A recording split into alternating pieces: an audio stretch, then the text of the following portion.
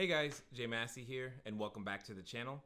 Oftentimes, when you are considering becoming an entrepreneur, one of the things that you're looking at are the regulations and stipulations that politicians may have in place. And in this case, in the short-term rental world, ordinances are in full effect almost everywhere. They're popping up and it becomes challenging to deal with. One of the unique benefits that we've been able to provide our student population is continual updates and strategies of how to deal with ordinances as they go. And, well, in this particular section of our Q&A, that's the question that I got as it pertains to an ordinance that at the time was pending in Los Angeles.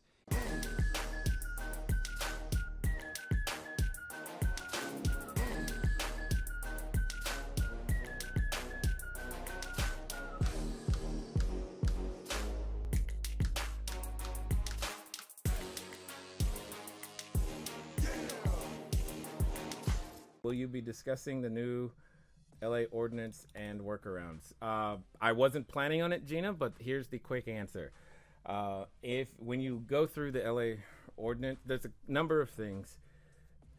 An ordinance is one thing, enforcement is another. Okay, and here's what you pay attention to. Pay attention to zoning that the ordinance specifically highlights, and pay attention to the platforms, because obviously that's going to matter, because it's going to be very difficult for them to police this. In fact, there are a number of other cities in the United States who are reconsidering their legislation because they have no way of enforcing it, primarily because in order for them to even have a shot at enforcing it, the city, have to first come to an agreement with the platforms, all of them, and get every platform to violate the privacy of every one of its users.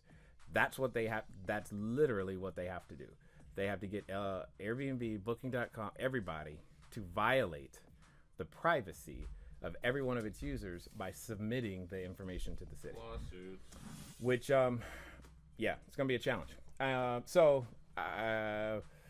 There's that. And then there's the fact that in LA specifically, and this has happened in other jurisdictions, they've divided it in two things. There's what they call home sharing, which is primarily tied to the primary residence. And then there's what they call vacation rentals, is what they've called it historically in the past. They have specifically addressed the home sharing piece, which is the piece that everyone is talking about right now. And then there's a separate classification for what they've been calling historically vacation rentals. The vote at the end of last year was almost put off because what they wanted was what Airbnb and the other platforms wanted, was to try to tackle everything at once. And that part they did not win, obviously. The city said, no, we'll tackle this part now and we'll get to the second part later. So we don't know what the second part's going to be, and it's still up in the air. And at the end of the day, I've been in this game long enough to see cities now who have passed legislation realize the error of their ways and the complications that they've caused, and begin to loosen and relax same said legislation. Some cities to model after, though, if you actually want to look up some legislation that I think is common sense that works, are cities like San Clemente, Fullerton, Boston, I would say Austin, Texas, except there's a couple of classifications that they created that I don't necessarily like. Where else? I mean, and here's the crux of the matter. Every ordinance is typically, here's how and where you can do it, not you can't do it. And it's a matter of figuring out and getting guidance to figure out what that looks like. We've even had to figure it out. It's like, we don't have many, I don't think we have many right now, but we've had some students who were trying to operate in New York, which again is one of the toughest spots, and we were able to figure that out too. It took some doing, but we got there, and New York is by far, if the labor unions are winning anywhere, or the hotels are winning anywhere, it's definitely there. So not necessarily looking to talk about it more than that, but hopefully that gives you some insight, Gina. This has been a long conversation that is far from over. And as I've always said, We are at the bleeding tip of the edge of this whole industry. And as the marketplace continues to grow and mature, you will see more services come to the table. I told you guys that lending was coming, right? I said that a while ago. I have now spoken with on the phone lenders who have 1, 2, 3 different programs that many will qualify for, especially if you're following the system that I've been laying down for you. Because I spoke at length with them to find out what are the terms, what are the qualifications, what are we talking about for down payments, can we do this on purchase, what about refi, what if I've never operated a building before, what about furniture, all of this stuff. And that type of lending is coming to the table.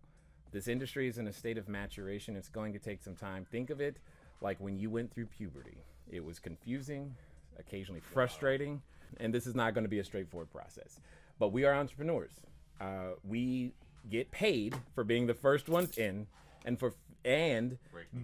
breaking, yes, definitely breaking the system, but being willing to make decisions and build our life around uncertain outcomes. And the only thing that we can be certain about is that we're serving people in the best way possible.